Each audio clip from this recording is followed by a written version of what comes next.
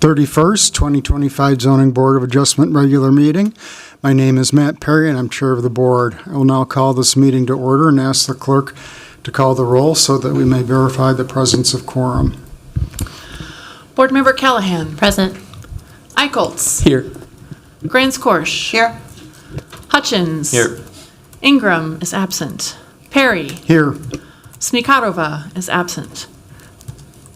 Wang. Here. We have 6 members present. So we do have quorum, and with that, we'll proceed to our agenda, a copy of which was posted for public access to the city's Legislative Information Management System, available at lims.minneapolismn.gov. Is there a motion to approve this agenda? So moved. Second. It's moved and seconded. Is there any discussion on the motion? Hearing none, all in favor of the motion indicate by saying aye. Aye. Aye. Any against indicate by saying nay. That motion passes and the agenda is approved. I believe all the board members have seen a copy of the minutes from the July 17th, 2025 Zoning Board of Adjustment meeting. Is there a motion to approve? So moved. Second. It's moved and seconded. Is there any discussion on the motion? Hearing none, all in favor of the motion indicate by saying aye. Aye. All against indicate by saying nay.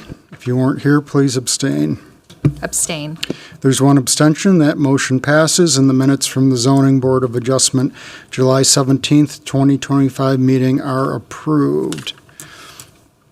A reminder to applicants and others, if you're going to speak at the public hearing, please sign in on the sheet available from the clerk and speak clearly into the microphone. If you have not signed in yet, you can do so on your way out. Also to applicants and others, please contact staff after the hearing with any questions regarding their projects. And if you have something like this, please turn it off or turn it on silent so as to not disturb today's proceedings. Let's review the agenda. I will read the agenda number and the address of the project and state whether it's slated for consent, continuance, withdraw, return, or discussion. Let's look at the recommended dispositions of our land use request items today. Agenda item number 4 is 400 Prospect Avenue. This is a discussion item. Agenda item number 5 is 53 23rd Avenue Northeast. Staff is recommending this item for consent. Is there anyone to speak against this item? I see no one. Agenda item number 6 is 2903 Hiawatha Avenue. Staff is recommending this item for consent. Is there anyone to speak against this item? I see no one. Let's review the items on our agenda for consent. They are 5 and 6. Is there a motion to adopt these items on consent? So moved. Second. It's moved and seconded. Is there any discussion on the motion? Hearing none, all in favor indicate by saying aye. Aye. Any against indicate by saying nay. Any abstentions? So that motion passes, and if you were here for items number 5 or 6, your land use requests are approved. Good luck with your projects, and thanks for coming down for this hearing. So let's go back to agenda item number 4, 400 Prospect Avenue. Ms. Brandt, and if we could, there are 2 variances. What I'd like to do is do a brief overview of the one that staff is recommending for consent and put the major focus on the one that staff is recommending for denial.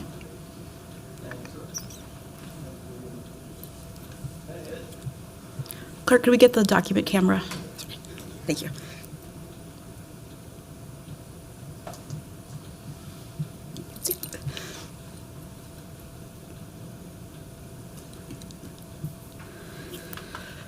Good afternoon, Chair Perry, members of the board. The item before you is 400 Prospect Avenue, and just for a matter of clarity, this parcel is in the process of being split. So the previous address was 400 Prospect. The new address of the western parcel, the subject of this variance request, is likely to be 404. it is referred to sometimes as 400 Prospect, sometimes as 404, sometimes as 400 Parcel B. Just for a matter of clarity, we are talking about the western portion of the former site.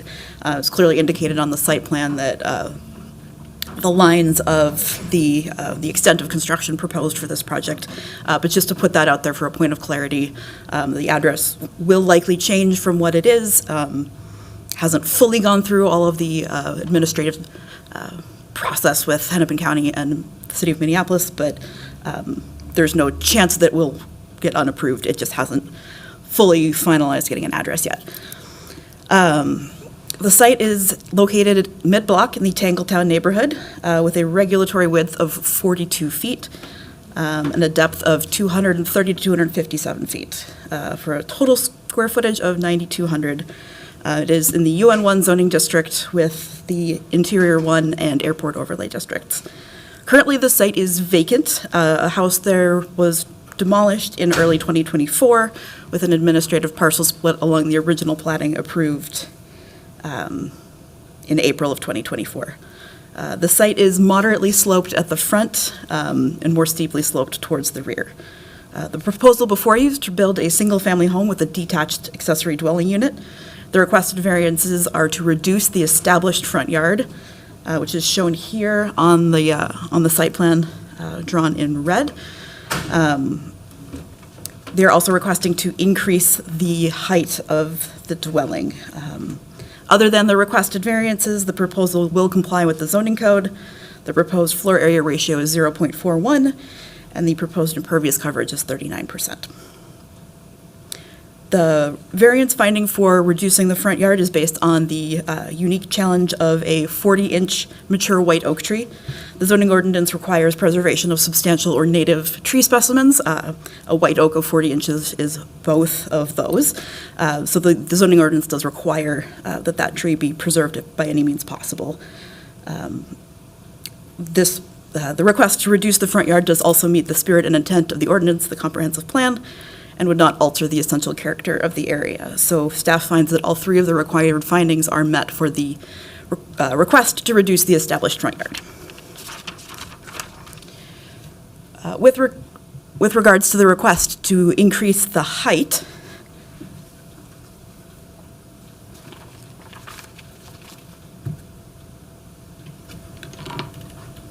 we have here the front elevation.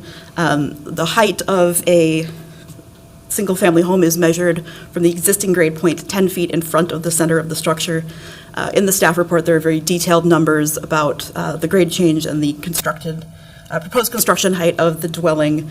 But staff finds that unique challenges do not exist on this site. The degree of the slope of the front yard is relatively standard for a lot in Minneapolis, especially when you consider that we are measuring from the front facade to that point 10 feet in front of the center of the structure. The majority of the slope on the front of the lot is at sort of a sideways angle, so there's very minimal slope within that first 10 feet in front of the house, which is where we measure the height to. The proposal does not meet the spirit or intent of the ordinance or of the comprehensive plan, which is intending to limit the bulk of a house and their appearance from the right-of-way. The existing grade of the neighborhood and the amount of excavation proposed will not satisfy these requirements. The comprehensive plan also requires that new development be held to the same standards as existing development when requesting increases to the height of a proposed dwelling. The proposal would not alter the essential character of the area or be detrimental to the health, safety, or welfare of those utilizing the property or neighboring properties. Staff is recommending that the Board of Adjustment deny this variance due to findings 1 and 2 not being met. And I will stand for questions. Thanks for the presentation. Are there questions of staff? I see none. Thank you very much. Let's open the public hearing. Is the applicant present? Do you want to speak? Sure. Okay. So if you could give your name and address for the record, and then between 10 and 15 minutes max. Oh. And if you could assume we have read the report, so just highlight the things that you'd like to talk about. Sure. Robin Ganzer, current address at 3510 Pleasant. And yeah, the owner of 400 Prospect. Really appreciate the staff report. I think the analysis on the front setback is great, makes sense. Beautiful tree, support from both of the neighbors to do so, and just wanted to highlight those existing homes are set back quite a bit from the street, so pushing the front porch into the required setback, I think will actually complement the neighborhood quite well. The only thing I wanted to note on the height is the kind of inconsistencies within the zoning code where non-residential structures within this zoning district are allowed 35 feet. Residential structures are allowed 2.5 stories, which at a 24-foot wide kind of standard house, you can't really fit within 33 feet. And then there's the 28-foot midpoint. There's just kind of these three standards that are each a little bit inconsistent with each other depending on the width of the house. So, designing the floor to sit very close to grade with top chord bearing trusses gets the structure as designed with a 12-12 roof within that 35 feet. I understand if it's a denial, it's not the end of the world. I just did want to clarify, the goal was just to kind of create some consistency both of the 12-12 roof that you see all over South Minneapolis with that kind of form of house, get the 2.5 stories, and fit within the 35 feet that's allowed for non-residential structures. Okay, So, thanks. that's all. We can do a quick, to help you out. Mr. Ellis, is that something that you can speak to why that limitation exists? I apologize, Chair Perry. I wasn't paying full attention at that capacity. I was checking my email. Why the 12-12 limitation at 28 feet? Chair Perry, members of the board, the height limitation isn't necessarily explicit to the actual pitch. It is more, we regulate height based on stories and feet to the midpoint and max and to the peak. So as you get a steeper roof pitch, you're going to just run into those numbers just naturally with that, especially the peak height, because on a steeper roof pitch, you're going to hit that even if you can manage to make the midpoint be below the requirement. Okay. All right. Yeah, just to reiterate that, what I was saying was at a kind of standard 24-foot wide house, which is common across South Minneapolis, and a 12-12 roof, which is, dominant in that neighborhood, you actually can't get 2.5 stories within the 33 feet. The 28 feet, yes, but it usually pushes up to about 34.5, which is what this is designed at. And I was noting the inconsistency within the zoning category where residential has a 33-foot limit, but non-residential, which would generally have greater bulk anyway, has the 35-foot limit. So I was simply requesting the same as the non-residential uses of the 35 feet, which would create consistency within the code. Yeah, and That's all. that is something I would say we cannot vary based on the logic that you just presented. Sure. It would have to be something unique to the property. Right, like a that front per- slope, like that- Alyssa was Right, mentioning. that Yeah, then presents a practical difficulty for Sure. you. Okay. sure. Okay. Any questions for me? Are there any questions? I don't see any. Thanks for coming down. Yeah, thank you. Is there anyone anyone else who would like to speak in favor of this application? Is there anyone who would like to speak against it? Yes. Great. If you could come up to the podium, give your name and address. I'm going to put this up there. He's requested to have the front elevation Sure. available. I'm Mike McCabe. I'm a close neighbor of the place, been there for 20 years in Tangletown, and I want to address a few inadequacies already mentioned. One is the pitch of the roof of the house does not at all match anything near the surrounding area. It's completely different than anything else. It's trying to maximize the small plot, which was a double lot, now it's a single lot.